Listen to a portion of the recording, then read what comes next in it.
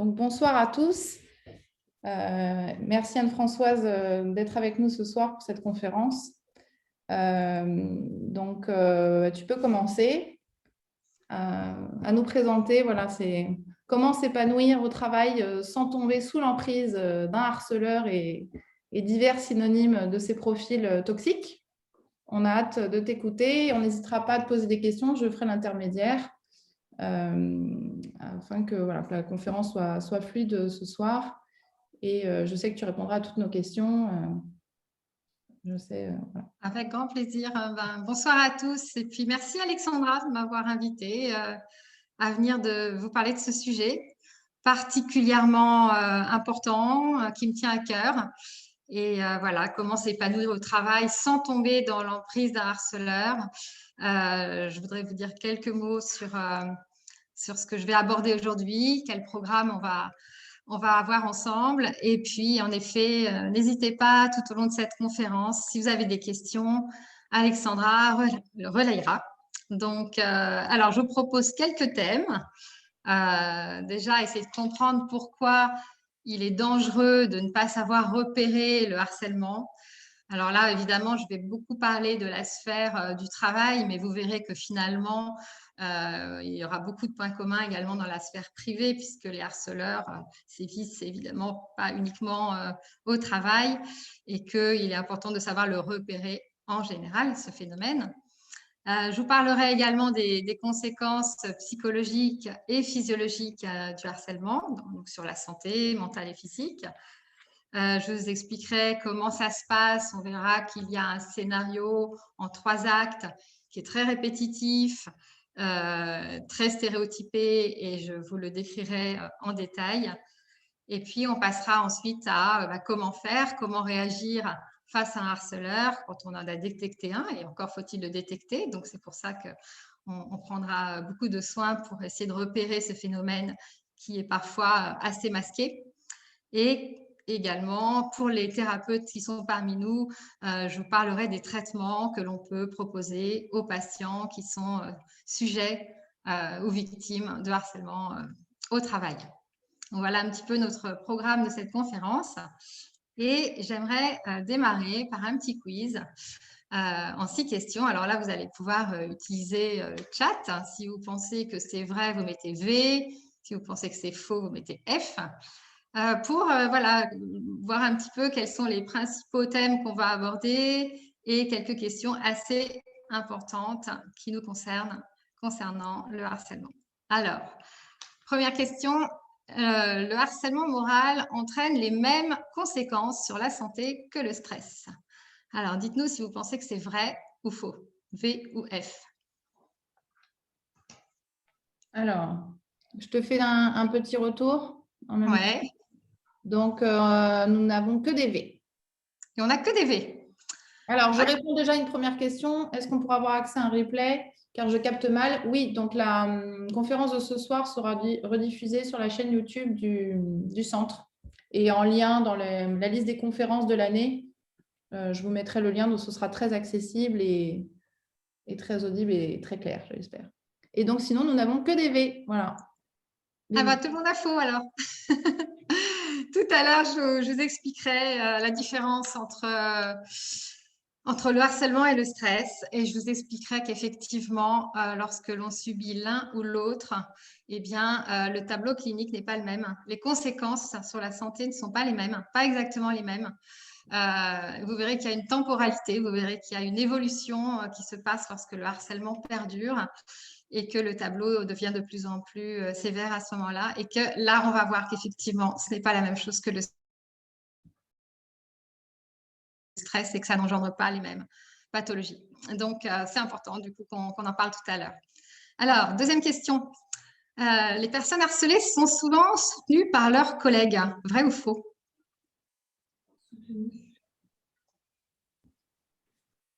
J'attends un petit peu. Donc, que des F. Faux. Que des faux. Ouais, effectivement. On verra qu'il y a un vrai problème par rapport à ça. Ça contribue justement à rendre, disons, le phénomène encore plus grave, puisque les personnes qui subissent cela sont rarement soutenues et donc rarement aidées. dans le monde du travail. Ça peut être un petit peu différent dans la vie privée, mais j'en parlerai et on expliquera un petit peu les choses tout à l'heure. Alors, troisième question, le harcèlement moral, c'est différent du conflit.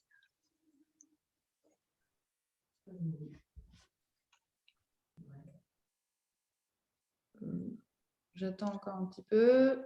Vrai, vrai, vrai, vrai, vrai. Pour tout le monde. Tout le monde est d'accord. D'accord, c'est vrai. Je vous montrerai la différence. Ça n'a rien à voir avec le conflit. Le conflit, c'est beaucoup plus banal, évidemment, heureusement, et c'est plus fréquent et ça se résout plus vite que le harcèlement moral. Mais par contre, vous verrez que le harcèlement démarre souvent sur un conflit. Mais on verra que c'est la suite qui diffère. Alors, les harceleurs sont des malades mentaux, vrai ou faux?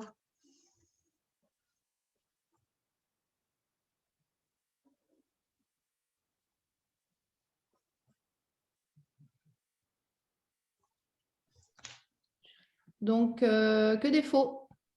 Que des faux. Pour tout le monde. Ok. Alors, on verra tout à l'heure que la réponse est un petit peu nuancée. On essaiera de comprendre un petit peu le profil du harceleur et on en parlera plus en détail tout à l'heure. Alors, ce sont les supérieurs hiérarchiques qui harcèlent car ils sont en position de force dans l'entreprise.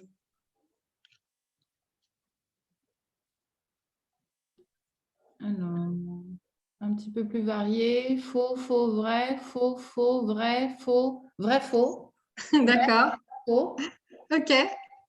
Donc oui, c'est ça. C'est pas que les supérieurs hiérarchiques qui harcèlent. Il y a du harcèlement vertical et horizontal. On en parlera également tout à l'heure. Mais quand même, dans un cas sur deux, c'est quand même le supérieur hiérarchique qui est le harceleur. On parle très très bien dans ton livre, hein, d'ailleurs. Ouais. Dernière question. Les harceleurs sont attirés par des victimes faibles et ayant peu confiance en elles. Vrai, vrai, faux, vrai, vrai. Souvent, faux, vrai. Ok. Eh ben, c'est faux. On verra pourquoi. On verra que c'est une idée reçue en tout cas. Mais on verra que les harceleurs sont au contraire attirés par des personnes qui ont vraiment confiance en elles et que la conséquence, c'est l'estime de soi qui va se dégrader. Mais au départ, on verra que les harceleurs, pour plein de raisons, sont attirés par des personnes qui sont au contraire très dynamiques et qui ont une très grande confiance en elles. Voilà, c'était vraiment des questions pour vous mettre voilà, dans le sujet, vous donner quelques aperçus de ce dont on va parler ce soir et tout ce qu'on va vraiment avoir l'occasion de développer. Alors, j'essaie d'avancer avec ma souris. Voilà. Alors, la définition du Robert, qu'est-ce que c'est que le terme harceler? Eh bien, c'est soumettre sans répit à des petites attaques répétées. Donc, chaque mot est important. Petites attaques, ça veut dire que le harcèlement, c'est pas des choses très voyantes. C'est souvent très insidieux. Mais par contre, la notion de répétition, vous le verrez, est très importante parce que une attaque unique, c'est pas du harcèlement. En revanche, la répétition va nous montrer qu'il s'agit vraiment de harcèlement. Donc, la première personne en France qui a parlé du sujet à la fin des années 90, c'est une psychiatre très connue qui s'appelle Marie-France Irigoyen, qui a d'ailleurs vraiment publié un premier livre que je vous ai mis dans la bibliographie pour vraiment qualifier le harcèlement moral au travail. Elle a parlé également du harcèlement dans la vie privée un peu plus tard. Et la définition qu'elle donne, c'est celle-ci. Qu'est-ce que c'est que le harcèlement au travail? C'est toute conduite abusive. Alors, dans conduite abusive, on peut mettre beaucoup de choses, des paroles, des gestes, des comportements, des attitudes, etc., qui portent atteinte par sa répétition ou sa systématisation à la dignité ou à l'intégrité psychique ou physique d'une personne, mettant en péril l'emploi de celle-ci ou dégradant le climat de travail. Et en fait, ce qui est intéressant, c'est de savoir que cette définition psychiatrique a été reprise un petit peu plus tard, au début des années 2000, en 2002 exactement, par le Code du travail. Donc, cette définition psychiatrique est devenue une définition également juridique. Donc, elle a été vraiment au démarrage de tout un travail qui a été réalisé par la suite. Un petit peu avant Marie-France Irigoyen, il y avait déjà un chercheur européen, donc suédois, qui s'était penché sur la question du harcèlement au travail, donc avec le concept de mobbing, qui est le mot anglais, un des termes anglo-saxons pour qualifier le harcèlement.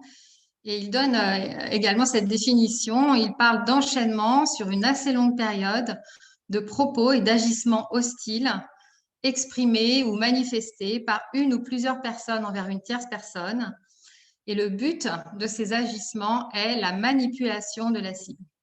Et le terme manipulation, il est important parce que qui dit manipulation dit que beaucoup de personnes qui subissent du harcèlement mettent beaucoup de temps à réaliser en fait ce qui leur arrive. Et plus le temps court et plus la personne est inconsciente de ce qui se passe, plus la situation devient dangereuse pour elle. Donc, c'est pour ça que je vous parlais tout à l'heure d'actes répétitifs, insidieux, difficilement repérables lorsqu'on n'est pas averti, évidemment. Et tout le but de cette conférence, en tout cas un des buts de cette conférence, c'est de vous montrer ce que c'est, de vous montrer ce que c'est concrètement, parce que je pense qu'en termes de prévention, lorsqu'on sait ce que c'est que le harcèlement moral, on est beaucoup plus apte à le repérer en amont.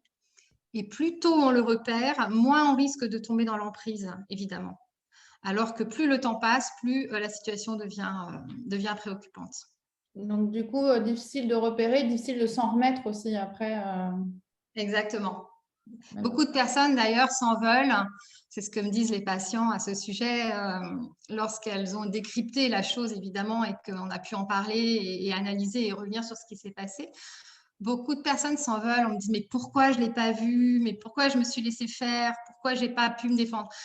Et je dis, mais c'est normal parce que n'importe quel être humain normalement constitué ne va pas aller voir des choses qui sont tellement cachées, tellement compliquées à repérer. Et puis, il faudrait avoir une méfiance très, très aiguisée pour pouvoir se méfier de certains comportements qui sont au démarrage pas forcément des comportements hostiles. On parlera de comportements de séduction également. Il y a des comportements qui peuvent être a priori positifs, qui ne le sont pas en fait, mais qui pourraient sembler positifs et qui font partie du harcèlement.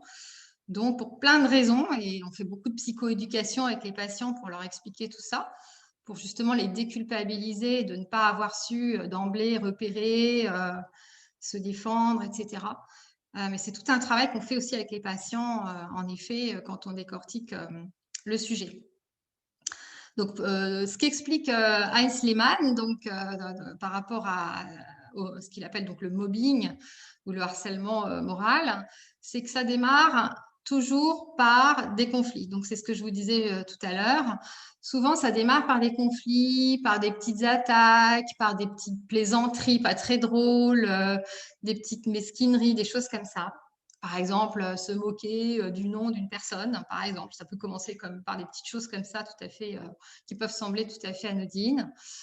La plupart du temps, ce qu'il explique, c'est que ça en reste là et que ça ne dégénère pas. Et dans ces cas-là, tout va bien et on ne tombe pas dans quelque chose de grave. Mais lorsque ça continue, il y a des étapes successives. L'étape 2, c'est que le harcèlement s'installe, c'est-à-dire que les attaques continuent, les brimades continuent, et c'est toujours la notion de répétitivité qui est là. Du coup, dans le monde du travail, ce qu'on observe, c'est que la direction des ressources humaines intervient soit tardivement, soit jamais. C'est-à-dire qu'en effet, les salariés vivent ça sans se retrouver avec la moindre aide ni défense de qui que ce soit. Et dans la plupart des cas, lorsque ça va jusqu'au bout du bout, eh bien, ça se termine par l'exclusion du marché du travail. Alors, exclusion d'une manière ou d'une autre. Soit la personne va démissionner parce qu'elle n'en peut plus, soit elle va être en arrêt longue maladie, soit elle va négocier une rupture conventionnelle, enfin voilà, il peut arriver tout un tas de choses qui font qu'au final, la personne va se retrouver exclue du marché du travail. Et dans les cas les plus graves, la personne ne sera plus jamais apte à retourner travailler, pour tout un tas de raisons que je vais vous expliquer tout à l'heure. Alors, en tout cas, ce qui est commun à toutes les définitions, parce que je ne peux pas vous parler de tous les auteurs aujourd'hui qui ont parlé du harcèlement, je vous ai présenté les 2 principaux, mais il y en a plein d'autres. Mais en tout cas, ce qui met tout le monde d'accord, c'est la notion de répétitivité, la notion d'atteinte à la dignité, de dégradation des conditions de travail et d'altération de la santé physique et mentale. Voilà. Et donc ça, c'est vraiment ce qui met tout le monde d'accord sur le sujet et qui sont finalement les critères les plus importants qui sont inhérents au harcèlement au travail. Alors, quelques mots sur les secteurs d'activité qui sont les plus touchés. Alors, c'est vrai qu'on peut être assez étonné, mais les secteurs les plus touchés sont paradoxalement les secteurs d'aide. Ce sont les secteurs où on est censé rencontrer des gens qui vont apporter de l'aide aux autres, c'est-à-dire la santé, les hôpitaux, le monde hospitalier, les cliniques, les associations humanitaires, l'éducation nationale. Bon, la grande distribution, ça c'est encore un autre type de secteur. Dans la recherche aussi, la recherche scientifique, il y a beaucoup de cas de harcèlement. La politique, mais ça on s'en doute peut-être un petit peu. En tout cas, voilà les secteurs les plus touchés. Et en fin de compte, quand on essaie de réfléchir à pourquoi certains secteurs sont plus touchés que d'autres, eh bien, on pense, alors une hypothèse, en tout cas une explication parmi sûrement d'autres, c'est que plus les secteurs sont processés, c'est-à-dire plus il y a des process précis dans la manière de travailler, moins il y a de part d'interprétation possible. Et à contrario, moins il y a de process, plus on peut venir dire que telle personne fait mal son travail, aurait dû faire autrement, etc. Si je vous donne un exemple, dans l'éducation nationale, si un prof punit un élève qui s'est mal comporté, il n'y a pas un process pour ça. Il y a plein de façons de punir un élève qui s'est mal comporté. Et on peut toujours critiquer, on peut toujours dire que le prof n'aura pas fait ce qu'il faut, etc., etc. Donc, il semblerait que dans les milieux avec des process plus stricts, on aurait moins de place pour le harcèlement moral. Voilà. En tout cas, on en trouve partout, dans tous les secteurs. Mais simplement, c'était pour vous dire que certains secteurs étaient quand même plus touchés que d'autres.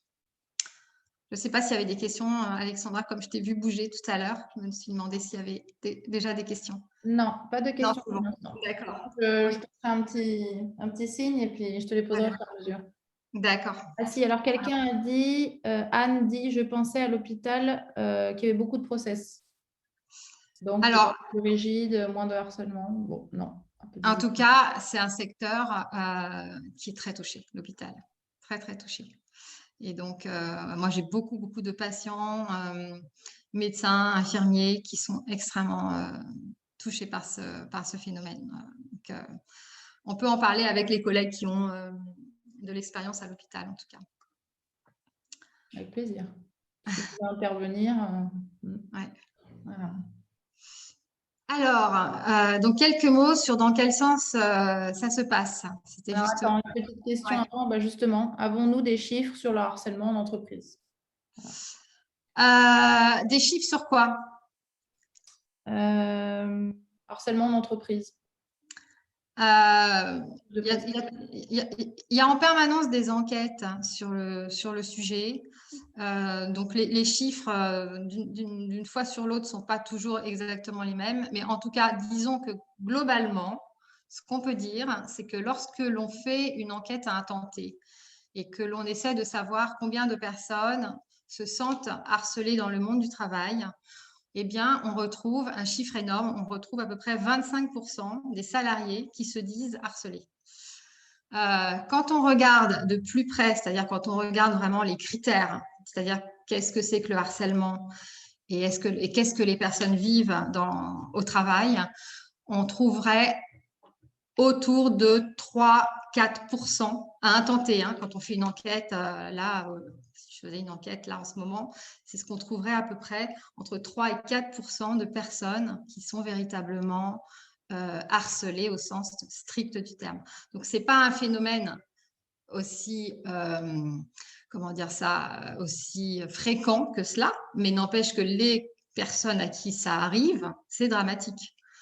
Par ailleurs, il y a un autre phénomène qui aggrave les choses aujourd'hui et qui fait qu'on en parle plus aujourd'hui qu'il y a peut-être 20 ou 30 ans, c'est qu'aujourd'hui, changer de travail est très compliqué.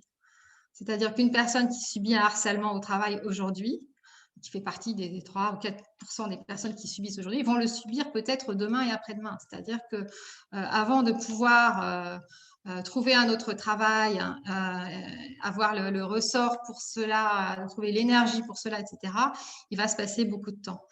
Et donc, ce qui peut expliquer qu'il y a peut-être plus de harcèlement dans certains secteurs comme l'éducation nationale, comme les hôpitaux, etc., c'est que ce sont des secteurs où on ne change pas d'entreprise, on reste dans la même entreprise. Après, on peut être muté à droite, à gauche, mais ce n'est pas toujours si évident que ça. Et donc aujourd'hui, ce qui exacerbe le phénomène, c'est la difficulté à changer, en fait, de travail. Voilà, je ne sais pas si j'ai vraiment répondu à la Je pense question. que oui. Donc, Voilà. Eva précisait sur le pourcentage sur le taux de harcèlement en entreprise en France et le type de structure les plus touchées. Voilà, je pense que j'ai à peu près répondu à cela. Après, d'une enquête à l'autre, les chiffres ne sont jamais exactement les mêmes. Tout dépend quels critères on prend. C'est très compliqué, de toute façon, de faire des études vraiment scientifiques sur le sujet. Mais en tout cas, pour vous donner également quelques chiffres sur dans quel sens ça se passe. Donc, il y a en Europe, en tout cas, ce sont des chiffres européens. On parle de harcèlement vertical descendant, c'est-à-dire du N+1 vers le N-1, où là, comme je vous le disais tout à l'heure, on trouve à peu près un cas sur deux, donc 47% des cas. Beaucoup plus rare le vertical ascendant, c'est-à-dire du salarié vers son chef, par exemple. On a 9% des cas quand même. Et quand ça arrive, c'est très douloureux pour les managers. Parce qu'ils sont remis en question dans leur fonction même de manager. Et on parle de harcèlement horizontal, donc collègue à collègue, qui n'ont pas de lien hiérarchique entre eux. Et vous voyez, autour de 44% des cas. Donc, il y a quand même aussi beaucoup de harcèlement horizontal. Voilà, donc en fait, et alors selon les enquêtes, vous voyez, les chiffres ne sont pas les mêmes. En France, on a effectivement une prédominance du harcèlement vertical descendant. Mais selon les enquêtes, on trouve entre 49 et 90% des cas. Donc, vous voyez que ce n'est pas évident d'avoir des chiffres vraiment très, très fiables. Alors, ça donne juste une idée. Ouais. Tout à fait. Alors, il y a Laura qui nous partage que son mari a travaillé dans un call center pour une mutuelle et que beaucoup de procès s'étaient mis en place, mais qu'il avait quand même été victime d'un harcèlement au travail. D'accord. Ouais, ça n'empêche pas. Mm. Je vous parlerai, je vais vous en parler là tout de suite également des contextes qui favorisent le harcèlement. Donc, il y a 3 contextes possibles. Et on peut tomber sur une personne, sur un harceleur, qui a une personnalité dont je parlerai tout à l'heure, qui favorise des relations harcelantes. Donc, ça peut être le premier cas. Le deuxième cas, c'est on parle de harcèlement moral, on va dire institutionnel, c'est-à-dire que ça relève d'une stratégie générale de l'entreprise, souvent dans l'idée de pousser les gens à démissionner, par exemple. Quand on ne veut pas payer des personnes pour partir, eh bien, on les décourage pour qu'elles s'en aillent. Donc ça, c'est vraiment le harcèlement institutionnel où on demande aux managers de se comporter comme ci, comme ça.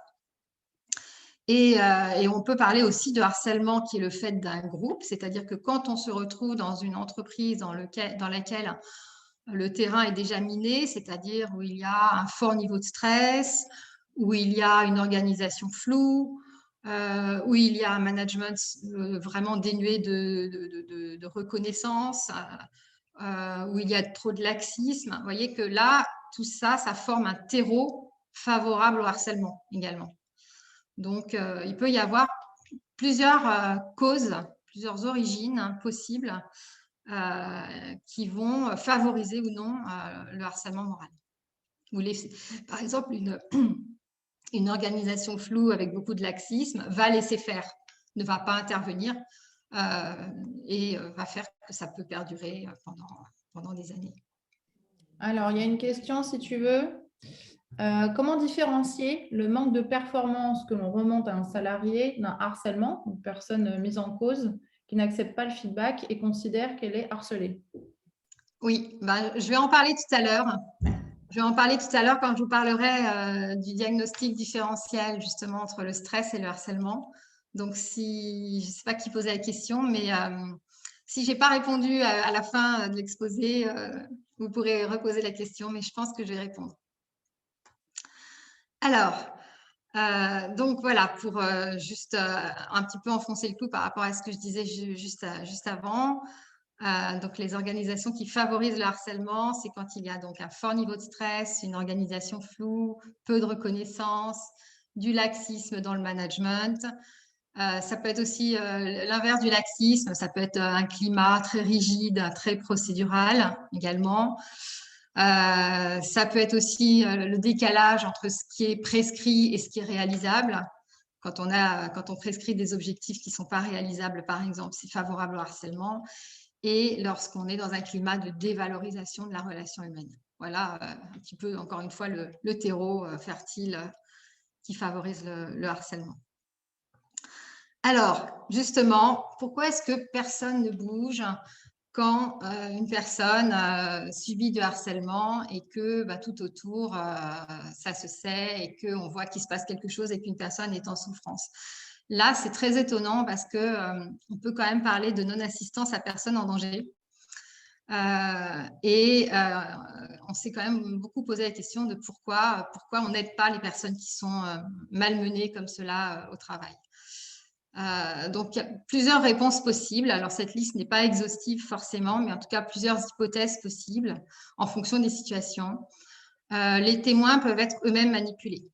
C'est-à-dire que le harceleur peut avoir mis dans sa poche plusieurs témoins qui savent très bien que si ils bougeaient, eh bien, il leur arriverait des bricoles également à eux aussi.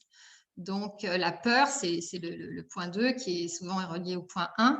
Donc, les personnes qui sont témoins de ça ont peur et elles ont peur à juste titre parce qu'en effet, elles sont susceptibles aussi d'avoir des ennuis si elles venaient prendre la défense des personnes harcelées.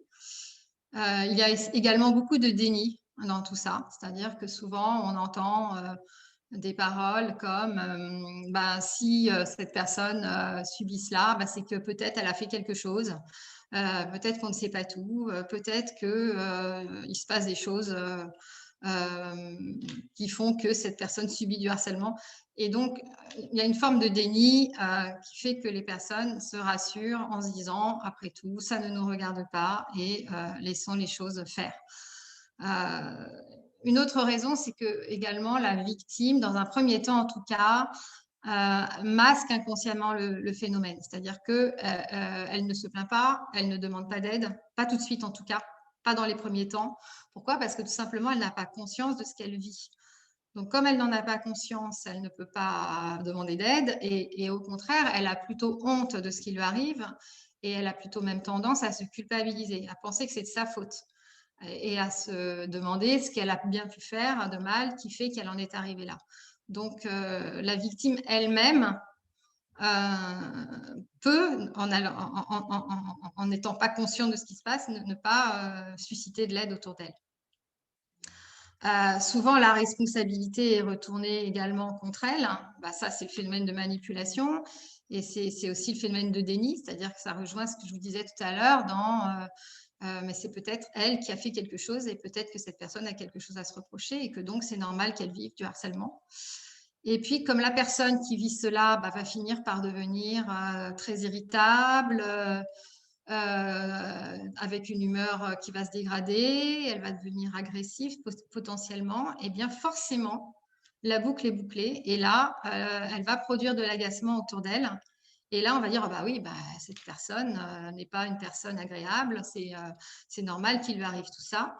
Et en effet, eh bien, peut-être que ce harcèlement, d'une certaine manière, elle l'a suscité. Donc, vous voyez qu'il y a des tas de phénomènes conscients et inconscients qui font que il y a une sorte de chape de plomb qui se forme autour des personnes qui subissent ce phénomène, ce qui est gravissime, hein, puisque, comme je vous le disais tout à l'heure, cela favorise le fait que le harcèlement peut durer pendant des mois, voire des années, des années. Pas Je de ne sais pas si questions pour là. le moment. Pas de... Pas de Voilà. questions, donc La personne qui a demandé la différence là, entre comment différencier le manque de performance que remonte à un salarié d'un harcèlement a dit qu'elle patientait. D'accord, très bien. Alors, je voudrais vous parler de la clinique du harcèlement moral, c'est-à-dire quel est l'effet du harcèlement sur notre santé psychologique et physique, pour vous expliquer que les choses se font en plusieurs temps, en fait. Tout dépend de la durée de la situation et donc et également de la résistance de la personne en face. Donc, lorsque la personne commence à subir un harcèlement moral, eh bien, elle va développer des premiers symptômes assez rapidement, mais qui sont des symptômes qui ne sont pas très caractéristiques de ce qu'on vit quand on est harcelé. C'est-à-dire ce sont des symptômes qu'on va retrouver dans des situations de stress, par exemple. C'est-à-dire une fatigue, des personnes qui vont se plaindre de fatigue inhabituelle, de nervosité, de maux de tête, de troubles musculo-squelettiques, par exemple des maux de dos, des choses comme ça, des troubles du sommeil. Voilà, il peut y avoir un début de consommation, soit d'alcool, soit de psychotropes, pour essayer de réguler les émotions. Bref, on est dans des signes précurseurs d'une dépression. Et on voit qu'on est là face à une forme clinique qui est larvée, qui est difficile à repérer en tant que telle. C'est-à-dire qu'on va ressentir les mêmes symptômes lorsque l'on est face à un hyperstress, avec une quantité de travail énorme à gérer, avec beaucoup d'objectifs difficiles à atteindre, etc. Et donc, c'est donc très trompeur, puisque ces premiers symptômes sont indifférenciés par rapport à un tableau clinique de stress ou d'hyperstress. Donc ça, c'est vraiment les premiers instants, les premiers mois, on va dire, pendant lesquels le harcèlement démarre. Si le harcèlement se poursuit dans le temps, alors le tableau clinique va devenir plus sévère, avec un risque d'un état dépressif majeur. Donc l'humeur va se dégrader de plus en plus. La personne va se dévaloriser de plus en plus, va perdre confiance en elle, va se sentir de plus en plus coupable. Et là, on va retrouver les symptômes d'une dépression, l'anédonie, la perte de désir, qui va venir compléter le tableau. Et par exemple, Marie-France Irigoyen, à un moment donné, avait réalisé une enquête auprès de personnes subissant du harcèlement, et 69% de ces personnes qui ont répondu à son questionnaire avaient présenté un état dépressif majeur. Donc, vous voyez que ça concerne énormément de victimes. Et lorsque le harcèlement continue à perdurer dans le temps, c'est là où, ça répond à la question de tout à l'heure, on va avoir un tableau clinique complètement différent de celui qu'on a dans le stress, qui est un tableau de stress post-traumatique. C'est-à-dire que là, on va parler de trauma de type 2.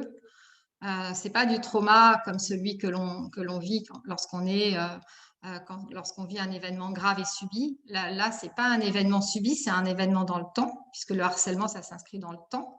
Mais n'empêche que le tableau clinique, au final, pour une personne qui va vivre cela pendant des mois et des mois, voire des années, eh bien, ça va donner un tableau clinique exactement le même, avec les mêmes symptômes qu'un tableau de stress post-traumatique, hein, à la fois avec les souvenirs, les flashbacks, la réduction de l'intérêt, etc. Et en même temps, toutes les manifestations neurovégétatives qui sont inhérentes au tableau de stress post-traumatique. Donc, c'est là où c'est pour ça que je vous posais tout à l'heure la question de savoir si le stress et le harcèlement avaient les mêmes conséquences. Ben, au début, oui. Vous voyez, en début de processus, oui. Mais au final, non. Les personnes qui subissent un hyperstress ne vont pas développer un syndrome de stress post-traumatique, alors que les personnes qui vivent du harcèlement dans la durée vont développer ce type de tableau. Donc ça, c'est vraiment une très grande différence par rapport à d'autres risques psychosociaux au travail. Alors, Anne-Françoise, Ouais, on a deux questions si tu bien veux. sûr. Oui. Alors, Aurélie nous demande comment s'assurer qu'il s'agit bien d'une situation de harcèlement, CF statistiques citées tout à l'heure, où beaucoup se disent dans une situation de harcèlement, mais seulement 3-4% dans les faits. Je vais en parler aussi. Je vais répondre normalement aussi à cette question dans quelques temps. Super. Et deuxième question, elle a répondu OK, merci. D'accord. Et Hélène te demande, y a-t-il des séquelles après un harcèlement pour ceux qui n'ont pas sombré dans la dépression? Chaque personne est différente. Ça peut. Il y a des personnes qui sont très résilientes et qui n'auront aucune séquelle et qui repartiront travailler ailleurs et feront leur vie ailleurs. Il y a des personnes qui ne s'en remettront pas, qui ne pourront plus remettre les pieds dans le monde du travail. C'est rare, heureusement, en tout cas de mon expérience, j'ai beaucoup de patients et j'ai vu beaucoup de monde en entreprise aussi qui étaient concernés par cela. J'ai eu une patiente, voilà, qui n'a jamais pu reprendre le travail. Donc, des cas graves comme ceux-là, il y en a. Après, ce qui est important, c'est d'aller consulter le thérapeute, et j'en parlerai tout à l'heure de comment on traite ces problématiques-là, mais d'aller vraiment consulter un thérapeute compétent pour prendre en charge ces souffrances-là, parce que c'est vraiment très spécifique. C'est vraiment très spécifique, ouais. On a un témoignage notamment qui nous dit: Je travaille dans un hôpital de jour spécialisé dans la souffrance au travail. Et effectivement, nous avons énormément de personnes présentant la symptomatologie du psychotrauma avec reviviscence et cauchemar, évidemment plus, et hyper éveil physio. Exactement. Ah oui, bien sûr. Donc ça veut dire qu'il faut savoir traiter ce tableau-là. C'est important. Donc, je voulais juste 2 mots sur le risque suicidaire, parce que là je voulais parler d'une étude du Bureau international du travail en Suède qui a montré 10 à 15% de tentatives de suicide quand même après harcèlement moral, donc ce qui est énorme. Et une autre enquête en France qui avait été réalisée par Marie Peset, qui est très connue également sur ce sujet-là, qui est psychologue, psychanalyste, expert judiciaire, et qui met en évidence également 18% de tentatives de suicide après un harcèlement moral. Juste pour vous dire que le risque suicidaire est très important. Et plus le temps coule, plus le temps passe, plus ce risque, évidemment, est important. Alors, quelques mots sur le harceleur. Qui est-il? Comment le repérer? Donc, si je reparle de Heinz Lehmann, donc notre chercheur suédois, lui ne dresse pas un portrait précis, mais il décrit plutôt un phénomène de groupe et une permissivité de l'organisation. Donc, ça rejoint les sujets de tout à l'heure que je vous ai montrés. Mais il dit quand même que le harceleur est souvent une personne qui projette sur l'extérieur un mal-être intérieur. Ça peut être également un responsable hiérarchique qui est lui-même sous pression. Et ça, c'est quand on parle de harcèlement institutionnel, c'est souvent le cas. Ou un petit chef qui abuserait de son pouvoir. Voilà un petit peu ce que dit Heinz Lehmann sur le sujet. Marie-France Irigoyen, elle évoque le concept de pervers narcissique, qui est un concept psychanalytique avant tout. Donc, c'est un concept qui n'est pas répertorié en tant que tel dans notre manuel statistique des troubles mentaux, donc dans le DSM-5. Donc, d'un point de vue psychopathologique, c'est un petit peu difficile de le décrire. En tout cas, il n'est pas décrit en tant que tel dans ce manuel, puisque c'est un terme avant tout psychanalytique. Mais quand même, je vous donne la définition que donne Marie-France Irigoyen concernant le pervers narcissique. Elle parle donc de psychotiques sans symptômes qui trouvent leur équilibre en déchargeant sur un autre la douleur qu'ils ne ressentent pas et les contradictions internes qu'ils refusent de percevoir. Et elle rajoute que ce sont des individus qui établissent avec autrui des relations fondées sur les rapports de force, la méfiance et la manipulation. Donc, vous voyez que ces deux auteurs sont d'accord pour mettre la manipulation quand même au centre du thème du harcèlement moral. Donc, juste quelques mots sur ce concept de pervers narcissique qui avait donc été amené en premier par Claude Racamier, donc qui est un psychanalyste. Alors dans les années 50 ou 60, je ne sais plus, peut-être qu'Alexandra, tu sauras me dire à partir de quand on a commencé à invoquer ce terme de pervers narcissique, mais il est déjà assez ancien en tout cas. Et juste une petite citation donc de Claude Racamier, c'est « Il n'y a rien à attendre de la fréquentation des pervers narcissiques, on peut seulement espérer s'en sortir indemne ». En tout cas, c'est ce que nous, on essaye de faire avec nos patients, qu'ils s'en sortent le plus indemne possible d'une expérience de harcèlement moral, que ce soit au travail, mais aussi dans la vie privée, bien sûr. Hélène aime la citation. D'accord. En tout cas, si après vous souhaitez avoir la présentation PowerPoint, il n'y a aucun problème, hein, je pourrais vous la faire parvenir via Alexandra. Super. Donc, est-ce que je me suis posé la question de savoir si cette notion de pervers narcissique était un concept franco-français, parce que j'avais l'impression que c'était très français finalement. Et quand on regarde la littérature anglo-saxonne, on retrouve le malignant narcissistique, qui est très très proche du concept de pervers narcissique, qui avait été donc décrit par le psychiatre Kenberg. Où il commence à nous parler de troubles de la personnalité narcissique, de traits antisociaux et paranoïaques, avec un besoin de pouvoir, des idées de grandeur et une composante sadique. Et lui parle d'un spectre de troubles de la personnalité. Et donc, quand j'ai essayé de comprendre ce que c'était qui était ce harceleur et qu'est-ce que c'était que cette histoire de pervers narcissique, eh bien, j'ai trouvé intéressant de voir cette définition de Kernberg. Et finalement, pour répondre à la question que je vous posais tout à l'heure, savoir si le harceleur est un malade mental, eh bien, il n'y a pas vraiment de consensus sur ce sujet. Tout au plus, on peut parler de troubles de la personnalité ou encore de personnalité pathologique. Et en fait, on sait très bien que la souffrance des victimes s'explique très bien par le contact avec des personnes dont la personnalité est elle-même très perturbée, en fait. Voilà. Et on sait que les personnes qui présentent certains troubles de la personnalité rendent les gens autour d'eux extrêmement malheureux, en tout cas par rapport à certains troubles. Du coup, de quel trouble de personnalité s'agit-il quand on parle de harcèlement ? Alors, ce qui semble être le cas, c'est qu'on retrouve souvent un socle de personnalité narcissique, qui se retrouve certainement dans la définition également du pervers narcissique. Mais on trouve également autour de tout cela d'autres traits de personnalité de type obsessionnel ou paranoïaque et ou en fait, paranoïaque et ou antisocial et ou borderline. Et finalement, ce spectre qu'évoque le professeur Kenberg, on le retrouve effectivement dans cette idée de plusieurs troubles de la personnalité qui feraient que la relation serait extrêmement pathogène en fait avec ces personnes qui présentent ces troubles-là. Alors, maintenant que je vous ai parlé du harceleur, je vais vous parler des personnes harcelées, en tout cas les personnes qui sont des victimes potentielles des harceleurs.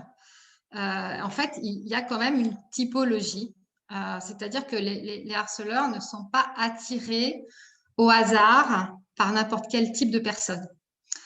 Ce qu'on retrouve très souvent, alors ce n'est pas du 100% bien sûr, mais ce qu'on retrouve quand même très souvent, ce sont des personnes qui sont très consciencieuses et compétentes. Dans le monde du travail, les personnes très compétentes, les personnes parfois même très brillantes, peuvent susciter la jalousie extrême des harceleurs. Et ça peut être un prétexte déclencheur au harcèlement. Quelqu'un qui réussit bien, quelqu'un qui s'exprime bien, quelqu'un qui communique bien peut être une victime. Les victimes sont souvent des personnes très autonomes, contrairement au harceleur qui finalement est comme un prédateur qui a besoin d'une proie pour subsister. À contrario, la victime est souvent une personne très autonome. Ce sont souvent des personnes qui ont beaucoup d'empathie, qui sont très à l'écoute, qui sont souvent très disponibles pour les autres. Ce sont des personnes intègres, très loyales. Et d'ailleurs, ce qui agace souvent les harceleurs, parce que les harceleurs ne sont pas des personnes forcément qui cherchent la légalité, surtout quand il y a des personnalités antisociales.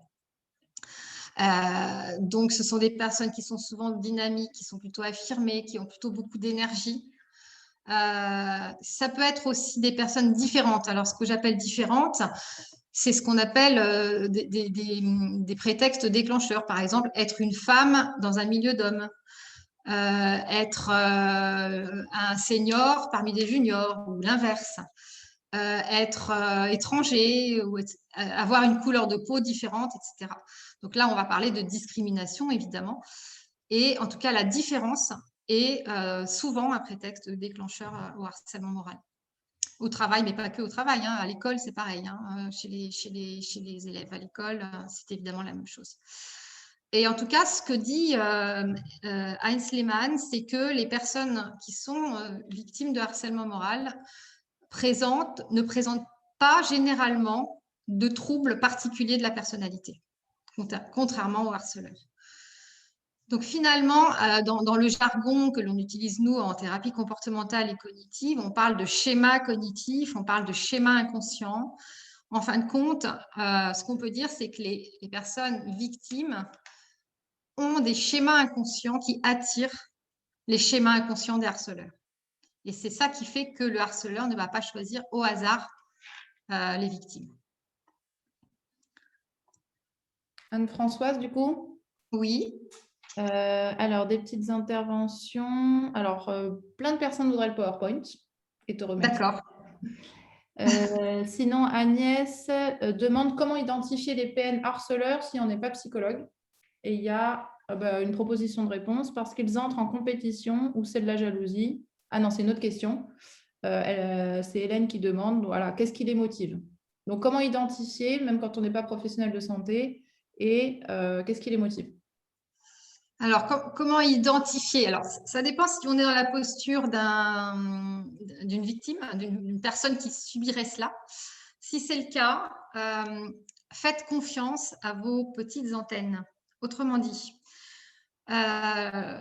lorsque on analyse les situations de harcèlement avec les patients, eh bien, qu'on fait le film un peu à l'envers, on se rend compte que ces personnes-là, en fait, savaient sans savoir.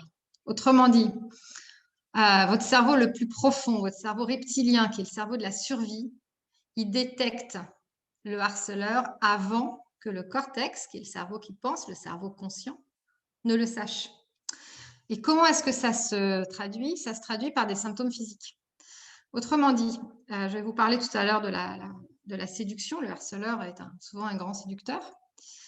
Et bien, même pendant la phase de séduction qui est le début de l'emprise, mais à ce moment-là, ça se passe bien, le harceleur est gentil, entre guillemets gentil, et bien même là, la victime, elle avait déjà des ressentis physiologiques tout à fait anormaux.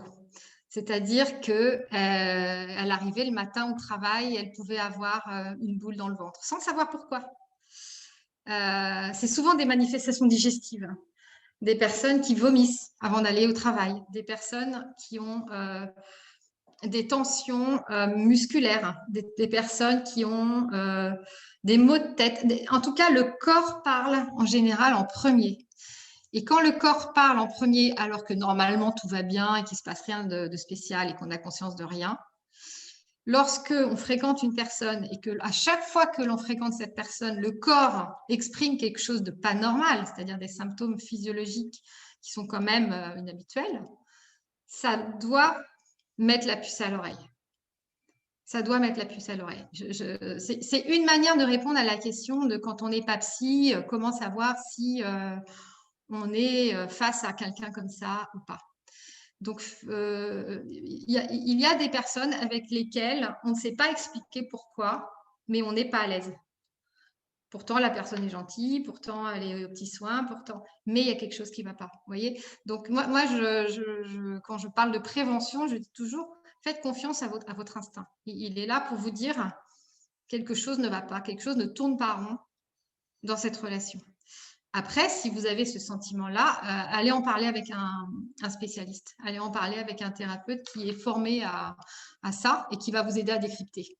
Parce que si ça se passe dès la phase de séduction dont je vous parlerai tout à l'heure, c'est le moment d'arrêter. Hein. C'est-à-dire qu'à ce moment-là, on peut tout de suite couper les ponts. En tout cas, on peut tout de suite couper les ponts psychiques. Même s'il s'agit d'un N+1, on peut tout à fait l'empêcher de venir aggraver la situation. Mais je vais aussi continuer à répondre un peu à toutes ces questions dans le fil de la présentation. Il y avait une deuxième question, Alexandra, du coup, je ne sais plus ce que c'était. Alors, la deuxième, mais bon, tu as répondu, c'était, voilà, est-ce que c'est parce qu'ils entrent en compétition ou c'est de la jalousie? Qu'est-ce qui les motive? Alors, la jalousie est centrale. La jalousie et l'envie, elle est centrale. Et quand on parle de personnalité narcissique, c'est normal. Une personne avec une personnalité narcissique qui voit autour d'elle une autre personne brillante, bien dans ses baskets, qui communique bien, qui est à l'aise, qui est souriante, qui est heureuse dans la vie, ça le rend fou. Ça le rend fou. Et donc, ça va déclencher de la haine et ça va déclencher un acharnement et ça va déclencher le harcèlement. C'est souvent la jalousie qui est au centre de cela. Alors, C'est pour ça que les personnes brillantes attirent ces gens-là, attisent la jalousie en tout cas. il y a Agnès qui dit, et en tant que témoin? Alors, c'est quoi la question en tant que témoin? Si vous êtes témoin et que vous avez conscience de ça Oui. En tant que témoin, en tout cas, ce que je peux dire, c'est que la justice, le code du travail, protège les témoins. Pour que si vous êtes témoin et que vous dénoncez ce phénomène, la loi protège, vous protège. Il ne peut rien vous arriver. Alors, il ne peut rien vous arriver. D'un point de vue légal, il ne peut rien vous arriver, c'est-à-dire qu'on ne peut pas vous licencier, etc. Par contre, les témoins ne témoignent de toute façon pas, pour toutes les raisons que je vous ai évoquées tout à l'heure. Et les meilleurs témoins sont les personnes qui ne sont plus dans l'entreprise, qui sont des anciens salariés, qui savent, là, eux oui, témoignent, parce qu'ils n'ont plus de crainte à avoir. Mais les témoins peuvent aider, et c'est ce qu'on essaie de favoriser d'ailleurs, pour que les personnes qui vivent ça soient les moins isolées possibles. Parce que l'isolement est évidemment, l'isolement fait partie des techniques, entre guillemets techniques, évidemment, de manipulation des harceleurs. Plus la victime est isolée, moins elle peut se défendre, et plus elle est faible, fragile. Enfin faible, elle est rendue faible par l'isolement. Alors, donc, il y avait cette question et également, à part quitter le poste, quelle est la réaction à avoir? Alors, je vais en parler aussi. Ok, alors j'avance. Comment savoir s'il s'agit bien de harcèlement? Je pense que ça aussi, c'est une question qui avait été posée. Donc, je voudrais vous montrer la différence avec d'autres sujets. Par exemple, le harcèlement, ce n'est pas du stress. Les mauvaises conditions de travail, ce n'est pas du harcèlement. En général, quand on a de mauvaises conditions de travail, c'est partagé par tout le monde. Et ce n'est pas spécialement du harcèlement, sauf si c'est toujours la même personne qui a le bureau sans fenêtre au bout du couloir où il fait froid et où il n'y a pas d'ordinateur. À ce moment-là, ce serait du harcèlement. Mais si tout le monde partage les mêmes conditions de travail, ce n'est pas du harcèlement. Et les agressions ponctuelles ne sont pas non plus du harcèlement. Une agression ponctuelle, c'est une agression ponctuelle. Quelqu'un qui vous engueule, ce n'est pas du harcèlement. Si ça arrive qu'une fois, c'est juste un acte unique. Donc, je voudrais vous faire vraiment le diagnostic différentiel, parce qu'on confond souvent, le plus souvent, c'est stress et harcèlement, et vraiment que vous sachiez que ce n'est pas la même chose du tout. Par exemple, je vous ai mis point par point. Le stress, ça peut être positif. Il y a du bon stress. Hein. Le stress, ça peut être motivant. Quand il y a du bon stress, ça peut être positif. Le harcèlement, c'est jamais positif. C'est toujours négatif. Il n'y a jamais de positif dans le harcèlement, c'est évident. Le stress, en fait, il est destructeur par excès. C'est ce qu'on appelle l'hyperstress. Quand on n'arrive plus à s'adapter, en effet, on est débordé, on a trop de travail, c'est destructeur. Le harcèlement, c'est destructeur par sa nature même, par le fait d'exister. Voyez, donc c'est déjà pas la même chose. Le stress, en général, ça rejoint une des questions tout à l'heure. Lorsqu'on met la pression sur un individu, lorsqu'un manager met la pression sur un individu, son but est que la personne soit performante et qu'elle atteigne ses objectifs. Donc son but est louable, entre guillemets. Son but n'est pas pervers. Son but est de faire gagner de l'argent à l'entreprise. Le harcèlement, le but, c'est de se débarrasser d'un individu, c'est de le mettre KO, c'est de le pousser à partir, c'est de le détruire dans les cas les plus graves. Donc, vous voyez que le but n'est absolument pas le même. Dans le stress est souvent lié à la pression qui est en lien avec le travail, avec la pression des objectifs. Le harcèlement, il n'y a aucun lien avec les impératifs de travail, aucun lien logique. Le stress disparaît avec le repos. Vous partez en vacances 3 semaines, vous n'y pensez plus, vous vous reposez, vous repartez regonfler, travailler après 3 semaines de vacances. Le harcèlement, vous partez en vacances 3 semaines, ça ne vous fait aucun bien. C'est-à-dire que vous y pensez nuit et jour. Le harceleur, il est dans votre tête. Il a pris possession de votre cerveau et vous ne vous reposez pas lorsque vous subissez un harcèlement et que vous savez que vous allez le retrouver en revenant au travail. Dans le stress, ce sont des faits passagers fluctuants en intensité. Par exemple, en fonction des secteurs d'activité, en fonction des métiers, il y a des périodes plus stressantes que d'autres. Il y a des moments de grosse charge, de moments de moins de charge, alors que le harcèlement, c'est constant, c'est répétitif et ça va crescendo. Donc, vous voyez que ce n'est pas la même chose non plus à ce niveau-là. Le stress, c'est une augmentation souvent de la charge de travail. C'est le premier stresseur qu'on incrimine dans les facteurs de stress au travail, c'est la charge. Alors que le harcèlement, c'est soit de l'augmentation, soit de la diminution, soit du changement dans la charge de travail. Il y a des gens qui n'ont rien à faire, à qui on retire la charge de travail et qui sont harcelés. Donc, vous voyez que ça n'a pas un rapport avec typiquement l'augmentation de la charge. Et enfin, le stress, c'est le résultat d'une pression qui est environnementale, c'est de l'entreprise, c'est la concurrence, c'est tout ça, alors que le harcèlement est en soi une stratégie de pression. Donc, vous voyez que point par point, on peut distinguer vraiment le stress du harcèlement. C'est vraiment pour vous montrer que ça n'a rien à voir et que donc c'est normal que les conséquences ne soient pas les mêmes. Laura parlait des prud'hommes pour la réaction. Ce qu'il y a à faire. Oui. Qu'est-ce que tu en penses, toi? On peut il faut avoir un bon dossier. Il faut avoir un bon dossier pour aller au prud'homme, c'est-à-dire qu'il faut pouvoir le prouver. Si on n'a pas de preuves, ça ne sert à rien d'aller payer un avocat et d'aller en justice pour perdre. Si on a un dossier, si on a des preuves, le problème, c'est la preuve. Les harceleurs laissent peu de traces. Ils laissent peu de traces. Et par contre, si on a un dossier solide, on peut aller au prud'homme ou au pénal. Si on va au prud'homme, c'est pour obtenir des dommages et intérêts, enfin une réparation financière. Si on va au pénal, c'est pour que le harceleur soit pénalement puni. Donc, ce que dit le Code du travail là-dessus, c'est que le harceleur, s'il est jugé comme tel, alors il encourt 2 ans de prison et 30 000 € d'amende. Voilà. Donc, tout dépend de l'intention de la personne. Donc là, je vous avais fait un petit tableau également qui, je pense, répondait également à une des questions sur comment distinguer une personne qui est un harceleur d'une personne qui est harcelée, d'une personne qui vit un conflit. Parce que les harceleurs, parfois, passent pour des harcelés. Ils avancent masqués, ces gens-là. Donc, ça, c'est pour vraiment que vous vous y retrouviez, savoir à qui vous avez affaire. Une personne harcelée, dans la plupart des cas, lorsqu'elle parle de ce qui se passe, elles ne sont pas revendicatives. Elles ne viennent pas se plaindre directement de harcèlement. Elles se demandent ce qui se passe, pourquoi elles souffrent autant. Donc, elles sont rarement à dire « je suis harcelée ». C'est assez rare. Les personnes qui vivent des conflits, elles décrivent généralement un conflit. Elles ne se sentent pas spécialement coupables. Elles se disent juste qu'elles sont en conflit avec une personne. Donc, la situation est plus claire quand c'est un conflit. Quand c'est du harcèlement, quand c'est un harceleur, qui vient se plaindre, qui vient passer pour un harcelé, il va avoir tendance à se victimiser. Il va rejeter la faute sur l'autre et il se remettra lui-même jamais en question. Alors que le harcelé, lui, est tout le temps en train de se remettre en question. La grande différence, elle est là. Et le harceleur, il est très procédurier, il est très revendicatif. Il va essayer de convaincre qu'il vit un enfer, etc. Donc, les personnes harcelées sont rarement procédurières. Les harceleurs sont très procéduriers. Ils préparent minutieusement leur argumentaire et ils ont souvent des traits paranoïaques. Il ne faut pas l'oublier.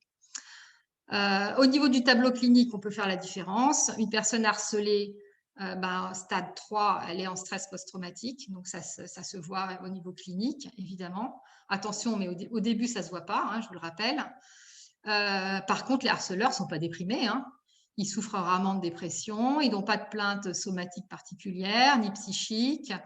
Ils ont un profil plutôt apathique, c'est-à-dire plutôt une grande froideur émotionnelle. Donc, il peut être assez charmeur et manipulateur, mais en général, les thérapeutes verront la différence, verront qu'il s'agit plutôt d'un harceleur et non pas d'un harcelé. Donc voilà, je fais ce petit tableau pour montrer un peu la différence entre harcelé et harceleur, sachant que le harceleur peut se présenter comme harcelé. Donc il faut faire attention, surtout quand on est psy, faire attention de ne pas se laisser berner. Alors, je vous présente le scénario. J'en Oui. profite du coup. Il y a Maïté qui dit quelqu'un qui ne dit jamais bonjour le matin alors qu'elle dit bonjour à tout le monde, à toute l'équipe. Est-ce déjà du harcèlement? Donc, petite Oui, question pour toi. oui, oui, bien sûr, c'est déjà une manière de faire une différence de traitement entre la plupart des gens, les autres, et une personne. Donc oui, bien sûr. C'est du harcèlement en creux, c'est-à-dire le fait de ne pas faire, ne pas dire bonjour, ne pas convier à une réunion, ne pas donner d'informations. C'est ce qu'on appelle le harcèlement en creux. C'est-à-dire que ce n'est pas une action, c'est une non-action. Et ça veut dire, ça sous-entend se désintéresser de la personne, faire comme si elle n'existait pas. C'est la pire façon de harceler, hein, finalement. De nier la personne. Nier Alors, ça. peut-être j'en profite pour pas cumuler trop de questions et comme tu es dedans, parce Ouais. que peut-être après on change, enfin, on est toujours dans le sujet évidemment, mais quelqu'un demande, est-ce forcément conscient de la part du harceleur? Il sait ce qu'il fait, il est intelligent. Ce sont des gens intelligents la plupart du temps. Il est conscient de ce qu'il fait, il manipule. Il sait qu'il manipule, il sait qu'il ment, il sait qu'il prêche le faux pour savoir le vrai. Je vous montrerai tout à l'heure quelques critères. Il sait qu'il sème la zizanie, il sait qu'il va monter les gens les uns contre les autres. Il sait qu'il fait tout ça. Là où il est plus inconscient, c'est des conséquences psychiques chez l'autre. Il n'est peut-être pas à 100% conscient du mal qu'il fait. Cela dit, s'il l'était, il serait encore plus heureux parce que c'est ça qu'il veut, c'est faire du mal.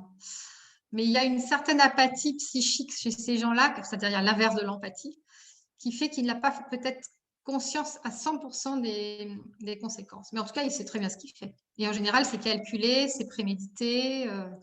Donc, il sait ce qu'il fait, oui, bien sûr. Et c'est intentionnel. Merci. Aurélie demande si dans une équipe, les relations avec le N+1 se passent mal. Plusieurs personnes le vivent comme un conflit et un comme du harcèlement. Finalement, pas de différence de traitement, mais une personne le vit plus mal. Ce n'est pas du harcèlement? Il faut voir. C'est peut-être pas du harcèlement, c'est peut-être juste quelqu'un qui a un sale caractère et qui fait s'ouvrir toute une équipe de par son sale caractère, mais c'est pas forcément du harcèlement. Il n'y a pas forcément une volonté de nuire. C'est peut-être il y a des personnes qui savent pas communiquer, il y a des personnes qui sont autoritaires, il y a des personnes qui sont voilà, maladroites dans leur communication, qui peuvent rendre les gens très malheureux aussi, hein, bien sûr. Hein. Mais c'est pas forcément du harcèlement. C'est pour ça que c'est voilà, parfois un peu subtil. Et Agnès demande comment contrer la victimisation avant que ça ne débouche sur du harcèlement. Ouais, je vais en parler. Ok, j'avance alors. Donc, les trois phases, c'est comme un scénario, comme une pièce de théâtre, hein, en 3 actes. Hop là, pardon. L'acte 1, l'accroche, c'est souvent de la séduction. Dans 80% des cas, c'est de la séduction. C'est-à-dire c'est une personne formidable, qui rend service, qui est aux petits soins, qui est gentille comme tout. Et c'est là où il faut faire attention. Ce sont des personnes qui surjouent la gentillesse, qui surjouent l'empathie, qui surjouent. Parce que comme ce ne sont pas des véritables personnes empathiques, elles jouent la comédie. Et donc, comme elles jouent la comédie, elles ne savent pas doser les choses. Et elles en font beaucoup trop. Alors, j'ai entendu des histoires de le chef de service qui apporte des croissants le matin, qui est hyper sympa, qui organise des fêtes, qui vous invite dans sa maison de campagne. J'ai entendu des choses comme ça, hein. Des choses too much, vous voyez, et le côté surjoué dans la gentillesse. Ça doit quand même attirer l'attention. C'est ce qui fait que votre cerveau reptilien, il est en alerte rouge quand vous vivez ça. La déstabilisation, c'est la phase d'après. Il va se passer un revirement de situation. C'est quand la personne est dans les mailles du filet, eh bien, le harceleur va montrer son vrai visage et va tout faire pour déstabiliser et pour rendre la vie impossible.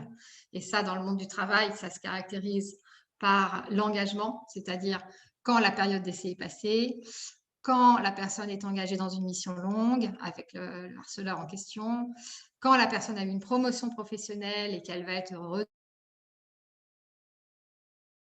redevable toute sa vie envers le harceleur. Ce sont des situations déclencheuses qui font qu'on va passer de la phase 1 à la phase 2 et où là, il va montrer son vrai visage en fait. Et la phase 3, c'est la destruction, c'est-à-dire c'est la conséquence du harcèlement et c'est le tableau clinique que je vous ai montré tout à l'heure. Donc l'idée, c'est de le repérer dès la phase d'accroche, dès la phase de séduction. D'ailleurs, un petit mot là-dessus, la phase de séduction, il y a quelque chose qui se voit dans le regard, dans les yeux. C'est-à-dire que lorsque la personne sourit, les yeux ne sourient pas. Et le harceleur, les yeux ne sourient pas. C'est-à-dire qu'il essaye de séduire, mais comme il n'a pas une intention, gentille, bienveillante, ses yeux restent immobiles. Pourquoi? Parce qu'au coin de l'œil, vous avez un muscle là qui s'appelle l'orbiculaire, qui est relié directement à votre cerveau émotionnel. Quand vous rencontrez quelqu'un, vous êtes content de le voir, vos yeux sourient. Quand le harceleur sourit en phase d'accroche, ses yeux ne sourient pas. C'est pas possible. Il ne peut pas sourire avec les yeux parce qu'il n'est pas sincère, parce qu'il n'est pas dans la bienveillance. Ça, c'est un signe très important. Regardez-les dans les yeux et vous verrez. Là, j'ai mis quelques exemples, toujours pour savoir si on a affaire à un harceleur. Dans le livre que j'ai écrit qui s'appelle « Prendre en charge les victimes de harcèlement moral », j'ai mis en place un questionnaire avec 30 questions dans lesquelles je pose des questions très précises à mes patients pour savoir s'il s'agit ou pas de harcèlement et si c'est ça ou pas. Et donc, il y a une phase d'accroche, c'est la phase de séduction. Il y a un point de rupture, un avant-après, le moment de l'engagement. Et après, il y a 3 critères d'emprise. Enfin, il y a 3 critères qui montrent la phase de déstabilisation, qui sont la manipulation du langage et de la communication. Ce sont des gens qui ont un langage flou, on ne comprend rien à ce qu'ils racontent, ils font des critiques floues, ils ont des demandes floues, ils ne répondent pas aux questions, etc. Donc, ils brouillent le langage. Ils ont des stratégies pour faire illusion, pour se montrer plus beaux qu'ils ne sont. Ça, c'est le côté narcissique, pour avoir un visage parfait à l'extérieur et exécrable à l'intérieur. Ça, c'est le double visage. Et puis, la prise de contrôle et l'emprise. Donc, c'est comment prendre le contrôle sur l'autre et comment rentrer dans son cerveau pour que la personne soit complètement phagocytée, on va dire, psychiquement. Donc, voilà, il y a différentes choses. Donc là, je vous ai mis des exemples de questions qui sont tirées de ce questionnaire. Hein. Je vais passer assez vite, hein, mais par exemple, il fait de nombreuses promesses qu'il ne tient pas. Il se montre charmant avec les personnes qui détiennent le pouvoir ou qui peuvent lui apporter quelque chose et désagréable ou indifférent avec vous ou avec d'autres. Il vous isole de vos collègues. Il sème des rumeurs à votre sujet, déforme vos paroles. Il a un comportement froid sans empathie. Voilà, etc. Il vous met devant le fait accompli, il laisse planer des menaces, etc. Hein, donc, il y a une trentaine de critères comme ça que j'ai mis en évidence pour vraiment diagnostiquer est-ce que c'est ou pas du harcèlement. Alors, j'en viens évidemment à la prévention. Qu'est-ce qu'on fait? Comment on aide? Qu'est-ce qu'on peut faire pour aider les personnes qui sont victimes de cela? Il y a 3 niveaux de prévention. Primaire, la prévention primaire, c'est d'éliminer les sources du harcèlement. Et ça, c'est le travail en entreprise, en amont, à travers des audits, des observatoires qui permettent de détecter les services dans lesquels il y a de la souffrance au travail et dans lesquels potentiellement il peut y avoir du harcèlement, et pour éliminer à la racine, on va dire, les sources de harcèlement. C'est pas mon job, ça. Je vais plutôt vous parler de la prévention secondaire et tertiaire. Secondaire, c'est d'aider les personnes à se protéger, par exemple d'aller dans les entreprises, comme je fais souvent, pour faire de la prévention, ce que je fais ce soir avec vous, expliquer aux gens ce que c'est, expliquer aux managers comment déceler du harcèlement dans les équipes, etc. et comment se protéger de ça. Et puis tertiaire, la prévention tertiaire, c'est prendre en charge les sujets qui sont déjà malades, qui sont déjà affectés et qui sont déjà, bien entendu, soit dans la phase 1, 2 ou 3 du tableau clinique que je vous ai présenté tout à l'heure. Donc, je vais vous parler surtout de la prévention secondaire et tertiaire, parce que c'est ça que je connais. Donc, il y a plusieurs axes de travail possibles. On va déjà aider les gens à développer leur support social. C'est-à-dire qu'une personne isolée est beaucoup plus fragile qu'une personne qui a un entourage autour d'elle. Dans les risques suicidaires, par exemple, il est extrêmement augmenté lorsque la personne est seule. Lorsque la personne est célibataire, qu'elle n'a pas d'amis, qu'elle n'a pas de famille et qu'elle est isolée au travail, c'est la cata, parce que là, elle est extrêmement isolée dans sa vie en général. Donc, l'idée, c'est de l'aider à se constituer un support social. Je vous parlerai des stratégies comportementales, comment survivre en milieu hostile, des stratégies émotionnelles et cognitives, comment nous, on aide nos patients à restaurer leur estime d'eux-mêmes, et puis le traitement du psychotrauma. Donc, au niveau du support social, il y a 4 grandes composantes. Il y a le soutien émotionnel, de voir est-ce que vous avez quelqu'un à qui vous confier quand ça ne va pas. Il y a le soutien matériel. Est-ce que vous avez connaissance de vos droits? Est-ce que vous connaissez le droit du travail? Ça, ce serait plutôt informatif d'ailleurs. Matériel, là, j'en suis plutôt au soutien informatif. Est-ce que vous connaissez le droit du travail? Est-ce que vous connaissez un avocat qui saurait vous conseiller sur quoi faire? Voilà, le soutien matériel, c'est est-ce que, je ne sais pas moi, si jamais vous perdez votre travail, est-ce que vos parents peuvent vous soutenir financièrement le temps de retrouver un autre travail? Voilà, ça c'est le côté matériel. Et puis le soutien d'estime, est-ce que vous avez autour de vous des personnes qui vous apprécient, qui vous estiment, qui ont confiance en vous, etc. Donc vous voyez qu'il y a plusieurs composantes dans le support social et on va investiguer avec les patients un petit peu toutes ces composantes-là pour essayer de voir où chercher le soutien social. Voilà quelques exemples de support social au travail. Évidemment, on va essayer de taper à toutes les portes pour essayer de se faire aider et de faire en sorte que les patients se fassent aider. Donc, il peut y avoir des collègues sympas à qui parler. Il peut y avoir un supérieur hiérarchique, si ce n'est pas lui le harceleur, évidemment, à qui parler, à qui s'adresser en première intention. La DRH, mais bon, on a vu que la DRH, souvent, ne faisait pas grand-chose. Mais bon, quand même, potentiellement, c'est son job de régler ses problèmes. Il y a toujours le médecin du travail, mais bon, pas toujours non plus facile de s'adresser aux médecins du travail parce que les gens dans les entreprises n'ont pas toujours confiance dans les médecins du travail, mais parfois, c'est le cas. Le chef d'entreprise, parfois, les délégués du personnel sont là pour ça aussi. Le CHSCT, le comité hygiène, sécurité et conditions de travail, qui est là aussi pour veiller à ce qu'il n'y ait pas de conditions de travail délétères dans cette entreprise. Donc voilà, au travail, il y a quand même des interlocuteurs possibles. Et puis, hors travail, on va investiguer aussi un petit peu avec le patient, les proches, le médecin de famille, le psychologue, évidemment, s'il y en a un pas loin. Il y a des consultations de souffrance et travail maintenant dans quasiment tous les hôpitaux publics. L'inspection du travail peut aider. Il y a des associations spécialisées. Et puis, en dernier recours, on ira chercher peut-être un avocat pour se défendre devant la justice. En tout cas, l'idée, c'est ça, c'est d'aider les patients à développer ce support social et surtout s'ils n'en ont pas ou pas assez. Anne nous dit que dans les petites sociétés, c'est d'ailleurs là où il y a le moins de process. Ouais. C'est une question. Là, il n'y a pas le CHSCT, il faut 50 salariés pour ça. Il n'y a pas forcément toute cette organisation qu'il y a dans les grandes entreprises. Dans ces cas-là, il y a moins d'interlocuteurs possibles dans les petites entreprises, c'est sûr.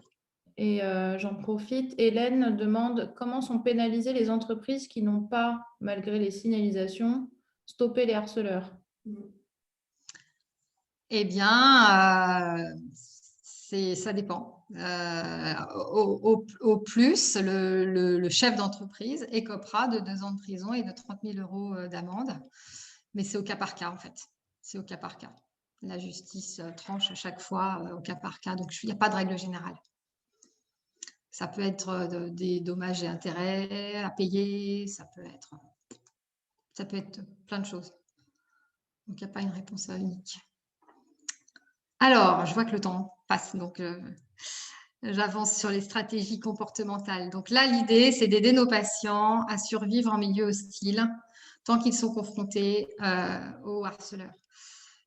Donc là, on va leur apprendre à s'affirmer, mais attention, les techniques habituelles d'affirmation de soi sont un peu dangereuses. C'est une affirmation de soi spécifique que je vais un petit peu vous détailler. Donc l'idée, c'est qu'il faut repérer et contrer la manipulation qui est au centre du harcèlement, en fait. Donc, on va apprendre aux patients à contre-manipuler, sachant que ce n'est pas une fin en soi de contre-manipuler le harceleur, mais tant que le patient est confronté et qu'il ne peut pas, pour l'instant, s'en aller parce qu'il ne peut pas démissionner, parce qu'il ne peut pas, il n'a pas forcément envie de se mettre en arrêt de travail, les gens ont généralement envie de continuer à travailler, on va les aider à se protéger et à s'affirmer de manière particulière avec le harceleur. Voilà, hop. Donc, on va leur apprendre à contre-manipuler. Alors, pourquoi contre-manipuler? Dans la phase de séduction, c'est pour répondre aux flatteries. Pour contrer les demandes abusives, ça c'est dans la phase de déstabilisation, il y en a toujours. Ne pas céder au chantage, il y a toujours de la menace et du chantage. Contrer les pics et les critiques qui arrivent tout le temps. Décourager les tentatives de déstabilisation. Quand on veut des réponses claires, parfois on est obligé de demander est-ce que je peux poser mes dates de vacances là maintenant ou dans un mois et on a besoin d'aller à la pêche aux informations, et quand on a en face quelqu'un qui parle toujours avec un langage flou, c'est pas facile. Et pour défendre ses droits, et surtout, l'idée de la contre-manipulation, c'est de décourager le harceleur et commencer un processus de mise à distance. C'est-à-dire que le harceleur qui est un prédateur, si on le décourage, il va finir par se lâcher. Il ira chercher une autre proie. Mais il en faut pour le décourager. Il faut quand même tenir le coup et c'est pas facile.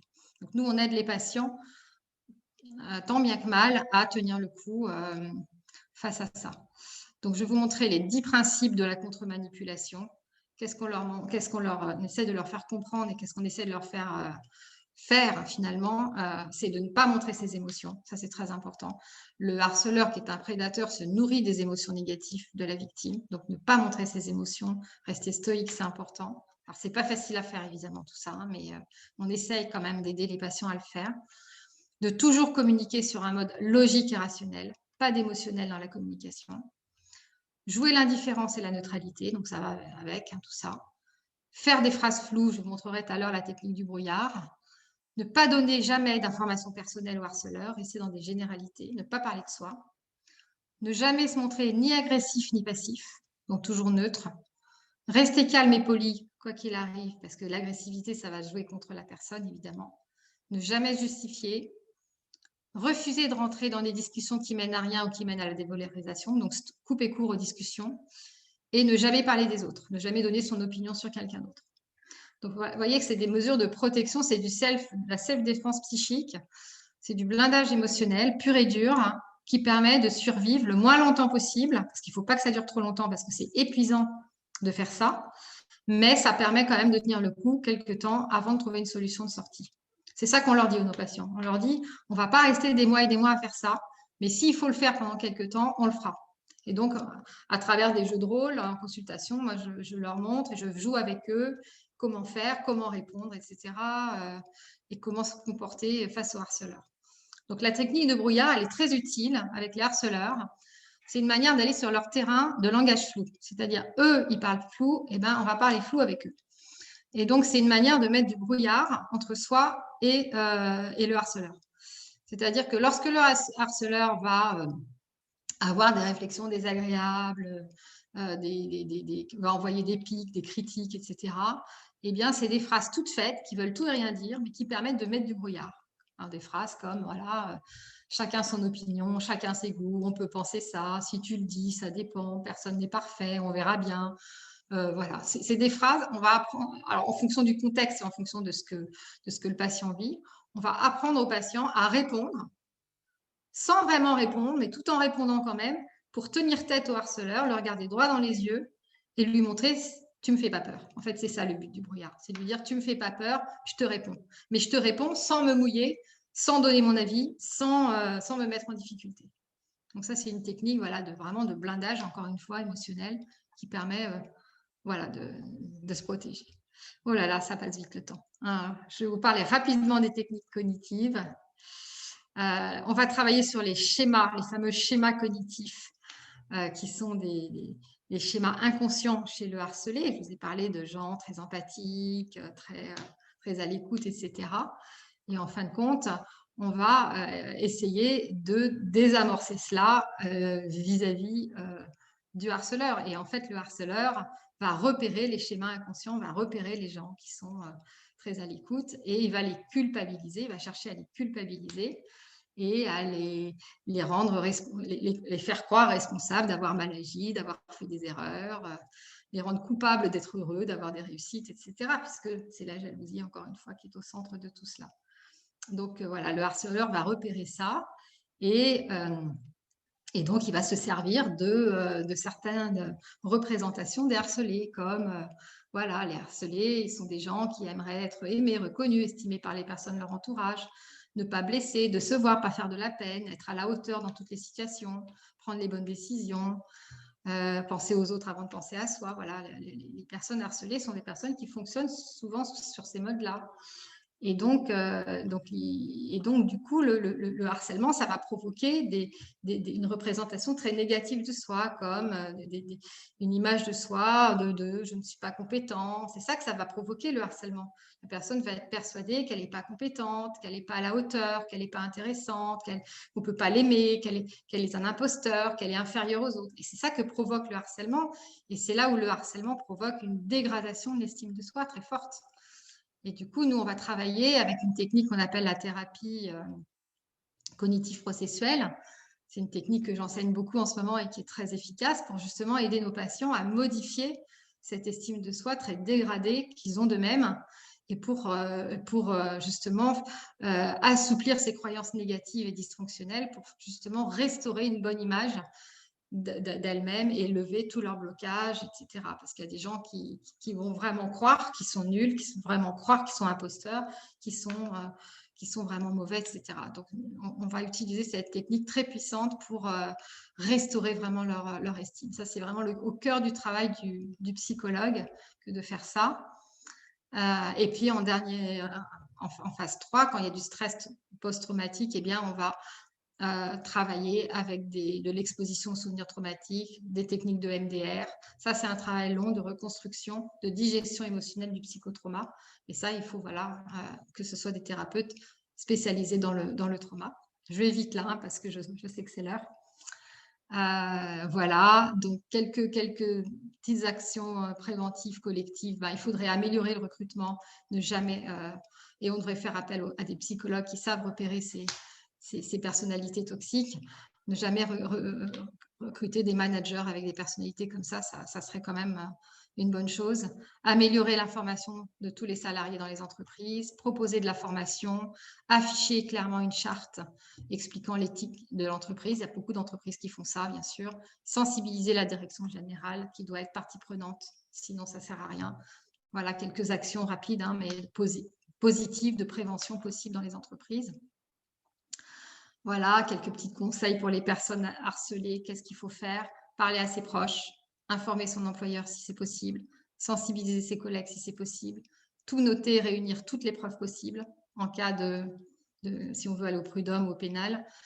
Et si rien ne change rapidement, se faire arrêter par son médecin traitant, ne pas aller jusqu'au psychotrauma parce que c'est vraiment difficile après de récupérer et garder des forces pour se défendre et éviter les risques graves, bien évidemment. Voilà, une petite biblio rapide. Je vous ai mis 4 bouquins. Oups, je ne sais pas pourquoi, ça a sauté. Est-ce que je peux te poser des petites questions? Bien sûr. Bien sûr. Alors, pendant que tu nous mets ta biblio, pensez-vous que le mieux est de quitter son poste pour se sauver? Si on peut le faire. S'il s'agit de sauver sa peau, oui. Je veux dire, la santé passe avant tout le reste. Après, si on peut ménager ses arrières, c'est mieux. Avoir un plan B, où est-ce qu'on va atterrir si on n'a plus de revenus, il faut se poser toutes ces questions-là, mais oui, il faut.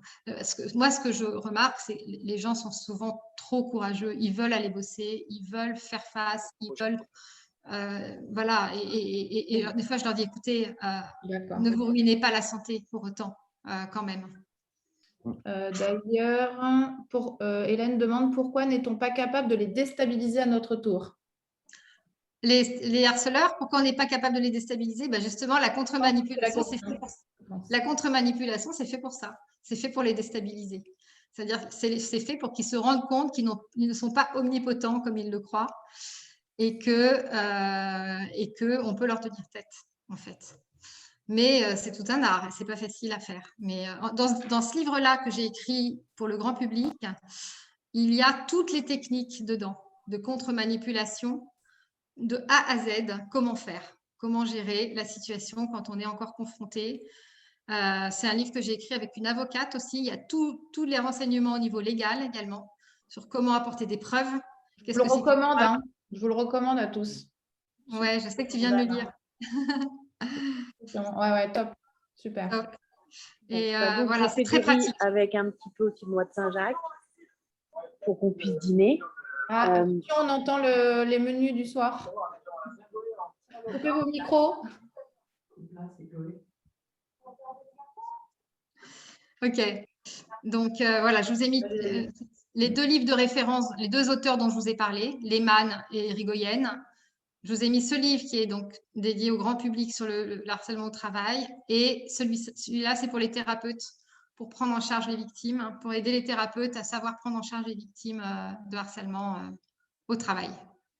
Et j'ai fini presque à l'heure. Bravo. Je vous remercie beaucoup pour votre attention. Je ne sais pas si on a encore quelques instants ou pas pour la dernière question.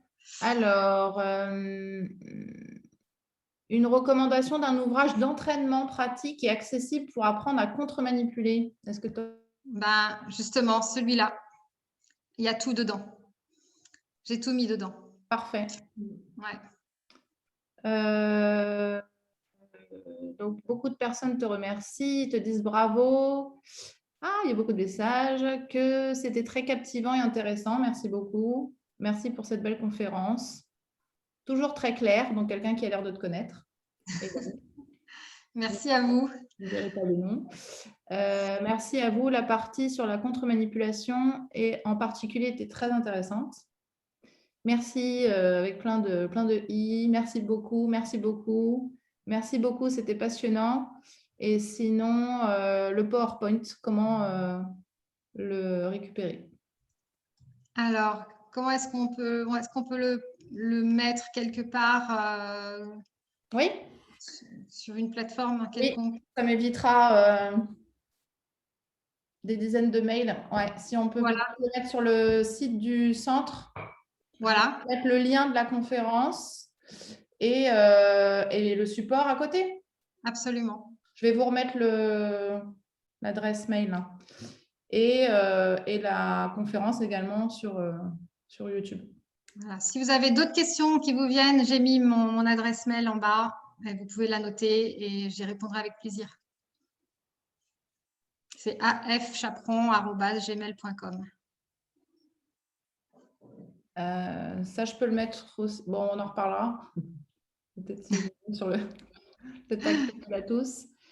Très intéressant et très bien construit. Merci beaucoup pour ce partage. C'était un plaisir. J'aurais préféré vous voir en vrai, mais c'était quand même un vrai plaisir.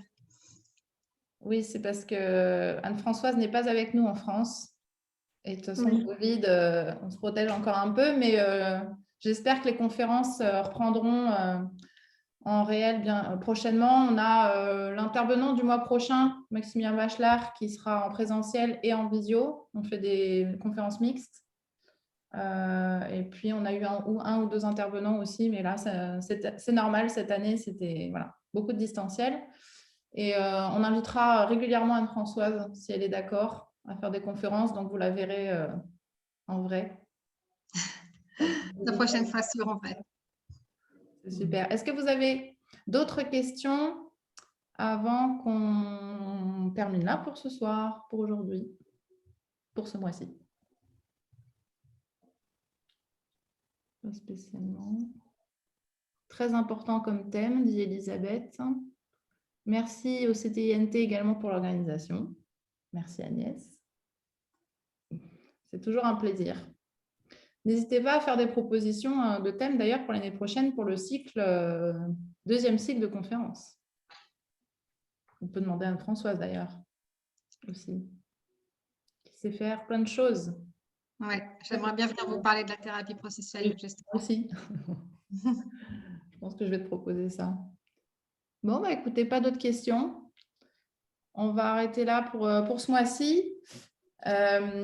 Et je vous souhaite tous une très bonne soirée.